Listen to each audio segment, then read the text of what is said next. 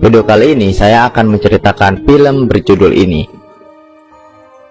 Film ini menceritakan biarawati yang menjadi kelinci percobaan sekte sesat.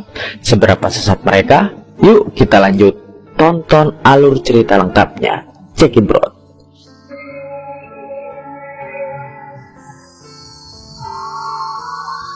Di awal film kita akan diperlihatkan dua suster cantik yang bernama Juliet dan Justin. Mereka adalah kakak beradik yang dimasukkan ke biara oleh orang tuanya. Namun beberapa hari kemudian mereka mendapatkan kabar buruk. Ayah Justin dan ayah Juliet mengalami kebangkrutan, lalu kabur dari negaranya karena diteror debt kolektor pinjol. Kesedihan dua suster ini bertambah setelah biara memutuskan untuk mengeluarkan mereka berdua karena tidak akan ada yang menanggung iuran SPP pendidikan mereka. Kemudian Juliet mengajak adiknya untuk tinggal di tempat bos Blaam-Blaam bernama Nyonya Debussy. Dia adalah kenalan lamanya Juliet. Juliet juga bermaksud akan bekerja jadi cewek Blaam-Blaam di salon Debussy. Tapi Justin menolak karena masih punya iman dalam hati. Berkat pernah belajar agama dan tinggal lama di biara, Justin mengatakan pekerjaan seperti itu sangat jauh dari agama.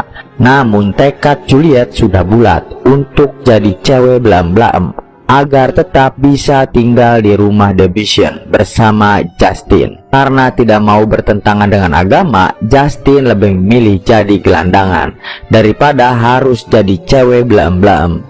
Hingga suatu hari dia bertemu dengan seorang aki-aki yang menawarkan sebuah penginapan milik saudaranya bernama Durharpin.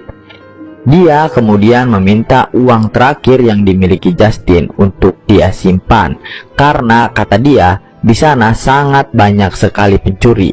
Tak lama kemudian Justin sampai di penginapan milik Harpin.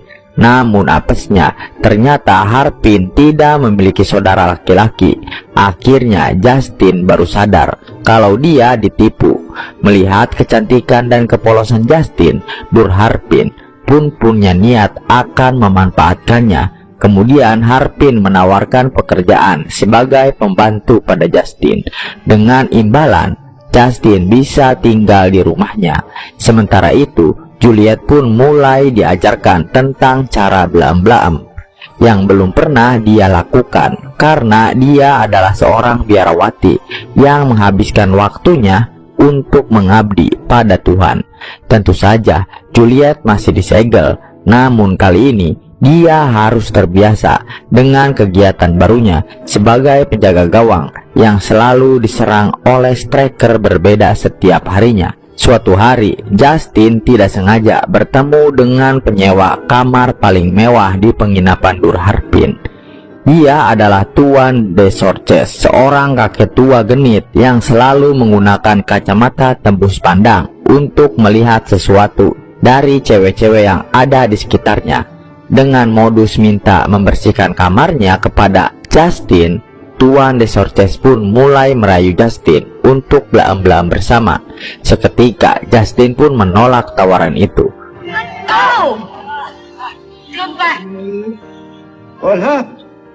Namun Harpin bukannya menolong, dia malah menyuruh Justin untuk menuruti keinginan Desorches. Bahkan Harpin meminta Justin untuk mencuri kotak emas yang dimiliki oleh Desorches. Jelas Justin menolak semua itu, sehingga Durharpin langsung menyiksanya. Tanpa diduga, Durharpin sangat licik. Dia memfitnah Justin dengan menuduhnya telah mencuri kotak emas yang dimiliki oleh Tuan Desorches. Padahal Durharpin lah yang telah mencuri kotak emas itu. Saking liciknya, Harpin telah menaruh beberapa emas yang dia curi di kamar Justin sebagai barang bukti agar Desorches yakin bahwa Justin lah yang mencurinya. Akhirnya Justin ditangkap dan dipenjara atas tuduhan pencurian emas. Kehidupannya sangat berbeda jauh dengan Juliet kakaknya yang sangat bergelimpangan harta setelah menjadi cewek belaem-belaem terlaris di sana. Di penjara itu, Justin berkenalan dengan seorang perempuan bernama Madam. Dia ditangkap karena telah merampok dan membunuh. Singkat cerita, Madam mengajak Justin kabur dari penjara. Justin merasa heran. Dari banyaknya narapidana di sana, Madam malah mengajaknya. Ternyata si Madam punya rencana. Dengan kecantikan dan kepolosan Justin, Madam akan menjadikan Justin umpan untuk membantu kelompoknya melakukan aksi perampokan. Dengan bantuan kelompoknya, akhirnya Madam berhasil membawa Justin kabur dari penjara, sedangkan narapidana lainnya tewas terbakar dalam aksi Madam yang kabur dari penjara. Setelah berhasil kabur, Justin pun ikut dengan komplotan perampoknya si Madam. Namun Justin memilih kabur setelah anak buah Madam mencoba memaksa Justin belaem-belaem. Justin pun berlari ke tengah hutan untuk lepas dari komplotan si Madam. Justin yang kelelahan tiba-tiba saja pingsan. Di sini dia bertemu dengan pelukis tampan bernama Raymond. Raymond pun membawa Justin ke rumahnya. Dengan kelembutan dan ketulusan Raymond membuat mereka berdua memiliki getaran cinta di antara mereka. Tapi kebahagiaan mereka harus terenggut oleh kedatangan kepolisian Prancis yang mengetahui keberadaan Justin. Mereka memburu Justin karena terlibat pembakaran di penjara. Raymond pun membantu Justin agar bisa kabur. Raymond melawan polisi Prancis itu sehingga Justin bisa kabur dari kejaran polisi. Namun di tengah pelarian itu, Justin ditangkap oleh seorang bangsawan bernama Marcus yang mengira Justin adalah penyusup. Akan tetapi Justin malah dijadikan pembantu istrinya di rumah. Awalnya semua berjalan normal hingga saat Justin tidur, tiba-tiba Marcus datang mengajak bekerja sama Justin untuk membunuh istrinya. Ternyata inilah alasan Marcus memperkerjakan Justin. Tugasnya adalah memberikan minum yang telah diberikan racun untuk istrinya Marcus. Namun ketika ada kesempatan, Justin merasa tidak tega karena istri Marcus telah baik kepadanya. Akhirnya Justin memberitahu bahwa suaminya telah menyuruh dirinya untuk membunuhnya. Seketika istri si Marcus ingin balas dendam. Dia meracuni minuman anggur dan memberikannya pada suaminya. Tapi ternyata Marcus tak sebodoh itu sayang. Minuman itu Marcus tukar sehingga istri Marcuslah yang game over akibat racun yang dibuatnya sendiri. Setelah berhasil membunuh istrinya, Marcus menangkap si Justin. Dia menyuruh anak buahnya untuk memberikan tanda ke dadanya Justin agar orang-orang menuduh Justin pembunuh istrinya Marcus. Nasib sial terus-menerus menimpa Justin. Sekarang Justin bukan saja buronan pembakar penjara, dia juga menjadi buronan pembunuh istri Tuan Marcus. Sementara itu, kehidupan Juliet sangat jauh berbeda. Berkat menjadi cewek belaem-belaem yang paling laris Tanjung Kimpul, membuat hidupnya menjadi sangat bahagia. Di sini dia pun berencana akan mengirim temannya ke alam barzah yang hendak menikah dengan bangsawan. Karena tergiur dengan harta si bangsawan tidak akan habis 7 turunan. Tanpa tinding aling-aling, dia pun langsung mengirim temannya ke alam barzah agar bisa merebut pacarnya itu.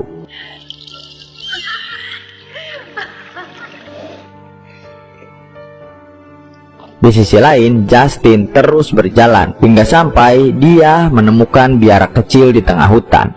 Tempat ini dihuni oleh 4 pastor yang dipimpin oleh Father Anton. Di sini Justin bermaksud untuk menumpang hidup di biara ini. Awalnya semua terasa biasa dan normal sampai saat ketika Father Anton berkhutbah. Keanehan mulai terasa. Father Anton mengaku pada jemaatnya kalau dia adalah Tuhan. Dia juga meminta para jemaat perempuan menemaninya belaem-belaem dengan alasan berkah selamat dunia akhirat. Justin merasa Ajaran biara ini adalah ajaran sesat. Dia pun berusaha untuk kabur dengan tubuh lemah dan penuh lebam karena disiksa. Tanpa sengaja, dia diketemukan dan diselamatkan oleh Raymond. Namun lagi-lagi, kesialan menimpa Justin. Ternyata si Madam juga ada di sana, di tempat penginapan milik temannya Raymond.